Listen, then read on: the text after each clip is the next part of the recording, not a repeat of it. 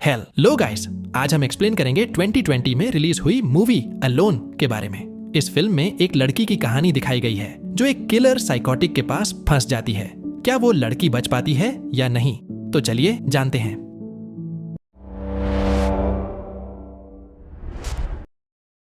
Film के शुरुआत में हम देखते हैं जेसिका स्वॉनसन को, जो एक विधवा है। हाल ही में उसके पति ने आत्महत्या कर ली थी। वो इन यादों से दूर जाना चाहती है। कुछ सामान लेकर एक ट्रेल पर निकल पड़ती है, यह सोचकर कि यह सफर उसे अपने दुख भुलाने में मदद करेगा। जेसिका अपने ख्यालों में डूबी हुई थी और सफर कर रही थी। सफर काफी स्मूथ चल रहा था, लेकिन अचानक एक ब्लैक कार उसके रास्ते को रोकते हुए धीरे चलने लगती है। जेसिका को यह कार बहुत परेशान करने लगती है क्योंकि वो आगे नहीं निकल पा रही थी और लेफ्ट साइड में भी गाड़ियां आ रही थी। जेसिका को अब अपने सफर में परेशानी महसूस होने लगती है। वो ब्लैक कार को ओवरटेक करने की कोशिश करती है, लेकिन हर बार वो कार अपनी स्पीड बढ़ा लेती है, जिससे जेसिका को ट्रक से टकराने की नौबत आ जाती है।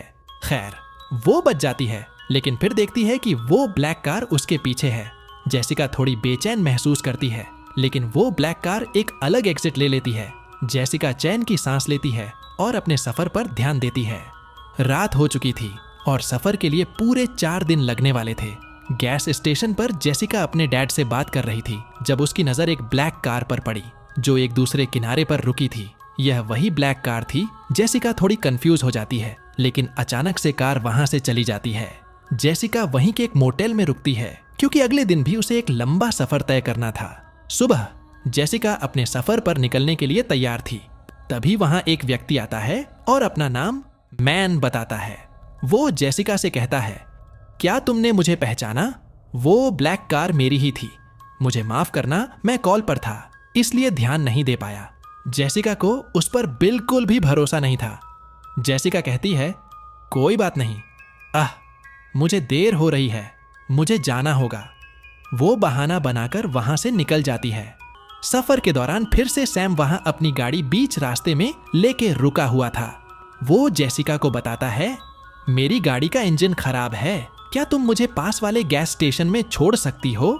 जेसिका उसे अपनी गाड़ी में बैठाने से मना करती है और वो कहती है, मैं गैस स्टेशन पर जाते वक्त मदद भेज दूंगी, अभी मुझे ऑफिस जाना है। सैम की गाड़ी बीच रास्ते में थी और उसका एक हाथ भी टूटा हुआ था। वो जेसिका को कहता है, मैं इस हालत में कुछ नहीं कर सकता, मेरी गाड़ी को रोड से हटाने की मदद तो करो। जेसिका साफ मना करते हुए वहां से निकल जाती है। अब रात का समय था और जेसिका एक जगह रुकी हुई थी जब अचानक सैम की कार वहां आती है। जेसिका उसे देखकर वहां से जाने का फैसला करती है। सैम उसके पास आकर उससे बात करने की कोशिश करता है, लेकिन जेसिका वहां से निकल जाती है। वो अपने रियरव्यू मिरर में देखती है और पाती है कि सैम उसे फॉलो कर रहा है। घबराहट से जेसिका पुलिस को कॉल करती है, लेकिन सैम उसे ओवरटेक करके निकल जाता है। थोड़ी ही देर बाद उसका ट्रेलर का टायर पंचर हो जाता है, जिससे गाड़ी डिसबैलेंस होती है और रोड के किनारे क्रैश हो जाती है। जब जेसिका चेक करती है तो देखती है कि टायर कटा हुआ था। तभी वहां सैम आता है और जेसिका उसे देखकर अपनी गाड़ी में बैठकर अंदर से लॉक कर लेती है, पर सैम एक रॉड की मदद से शीशे को तोड़ देता है और उसे इंजेक्शन देकर बेहोश कर देता है। सुबह जब जेसिका उठती है तो वो खुद को एक कैबिन में पाती है। जेसिका यहाँ से बाहर निकलने के लिए रास्ता ढूंढने लगती है। दरवाजे लॉक थे और खिड़की के पास दूर दूर तक कोई नजर नहीं आ रहा था। डर और घबराहट के साथ जेसिका कैबिन का हर कोना छान मारती है, लेकिन उसे कोई भी रास्ता नहीं मिलता। जेसिका यहाँ इस कैबिन में 2 दिन से फंसी हुई थी। वो आवाज सुनती है कि सैम किसी काम से बाहर जा रहा था, तो वो दरवाजा खोलने की कोशिश करती है। दरवाजे की की उस तरफ लटकी हुई थी। जेसिका एक कील लेती है जो उस कैबिन में थी और अपने हुडी को नीचे दरवाजे से उस तरफ फैलाती है और उस कील को लॉक के इस तरफ से अंदर डालती है। धीरे धीरे वो की उस कील के सहारे हुडी में गिर जाती है। वो उस कैबिन से निकलकर ऊपर आती है, पर सैम भी वहां बाहर आ रहा था। जेसिका उसे देखकर वहीं एक क्लोजेट में छुप जाती है। सैम वहां बैठकर ब्रेकफास्ट कर रहा था। अब यहाँ व्यूअर्स को पता चलता है कि उसकी एक पत्नी और एक बेटी भी है और वो उन्हें झूठ बोलता है कि वो ऑफिस में है।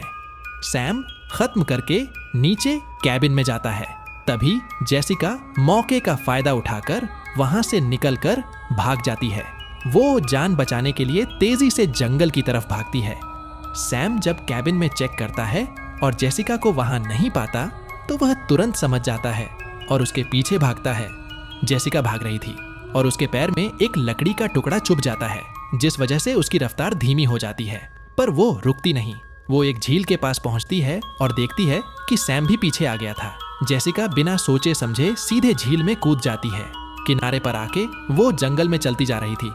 तभी उसे एक बूढ़ा आदमी रॉबर्ट मिलता है। रॉबर्ट उसकी मदद करता है। ऑब्वियसली जेसिका ने उसे बता दिया था, मेरे पीछे एक साइको पड़ा है, वो मुझे मारना चाहता है। रॉबर्ट ने जेसिका को अपनी कार में बैठा लिया और पुलिस स्टेशन ले जाने लगा। रॉबर्ट का फोन नहीं था। जेसिका ने उसे गलत समझकर अपनी सुरक्षा के लिए उस पर लकड़ी से वार किया था, जिस वजह से उसका फोन टूट गया था। जब वो रास्ते में जा रहे थे तो एक पेड़ रास्ते के बीच गिरा हुआ था। जेसिका पैनिक हो गई और उस पेड़ को उठाने चली गई। वो कोशिश कर रहे थे लेकिन वो पेड़ उनसे हिल भी नहीं रहा था। तभी वहां सैम आता है। सैम अपनी चालाकियों से रॉबर्ट को मैनिपुलेट करने लगता है और उसे यकीन दिलाता है कि जेसिका मेरी बहन है, उसको दौरे पड़ते हैं, मैं उसे संभाल लूंगा। रॉबर्ट समझ नहीं पाता और वो उसके चाल में फंस जाता है। जेसिका यह सब देखकर पहले ही वहां से भाग गई थी और सैम ने रॉबर्ट को मार दिया था। अब वो जेसिका के पीछे चल पड़ा। सुबह से रात हो गई थी और यहाँ चूहे बिल्ली का खेल चल रहा था। जेसिका को एक गोली लगी थी शोल्डर पर उसके बावजूद भी जेसिका ने रात सरवाइव कर ली। सैम उसे ढूंढते हुए परेशान होकर चला गया था क्योंकि उसे रॉबर्ट की लाश को भी ठिकाने लगाना था। जेसिका रोड ढूंढ रही थी कि कोई मिल जाए और वो वहां से निकल सके, पर वहां सैम आया था रॉबर्ट की बॉडी को दफनाने। जेसिका उसे देखकर वहीं छुप गई थी। वो सैम की गाड़ी लेकर भागने का प्लान बना रही थी, पर उसके कीज नहीं मिली, लेकिन सैम का फोन उसने ले लिया। जब तक वो सोचती कि क्या करूं, सैम वापस आ रहा था। वो गाड़ी के बैक सीट के पीछे छुप गई। पुलिस को कॉल करके अपनी लोकेशन ट्रैक करने के लिए बता रही थी। सैम को इन सब का कोई खबर नहीं थी। जब उसने देखा कि उसका फोन नहीं दिख रहा, तभी पीछे से जेसिका एक रॉड लेकर उस पर हमला करने लगी। गाड़ी डिसबैलेंस होकर एक बुरा एक्सीडेंट हो गया। कार अपसाइड डाउन हो गई थी। जेसिका उसका फोन लेकर वहां से भाग गई और एक ऐसे जगह पर पहुंच गई जहां दूर दूर तक बचने का रास्ता नहीं नजर आ रहा था। तभी उसने फाइट बैक करने का फैसला किया।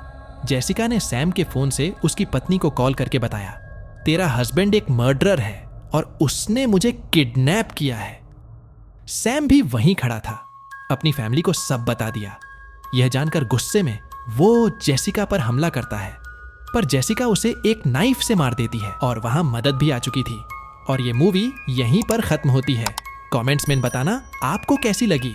वाकई में ये मूवी अच्छी थी। इससे पहले किलर और लड़की जैसी मैंने केमिस्ट्री नहीं देखी। पहले सैम पर तरस आ रहा था क्योंकि वो कुछ ऐसा करना नहीं चाहता था। वो सिर्फ बात करने की कोशिश कर रहा था और जेसिका बेकार में घबरा रही थी। पर जब उसका असली सच बाहर आता है और वो सब देखने में मजा आता है। ओवरऑल ये अच्छी मूवी थी। आप इसे ट्राई दे सकते हो और सब्सक्राइब करना मत भूलना।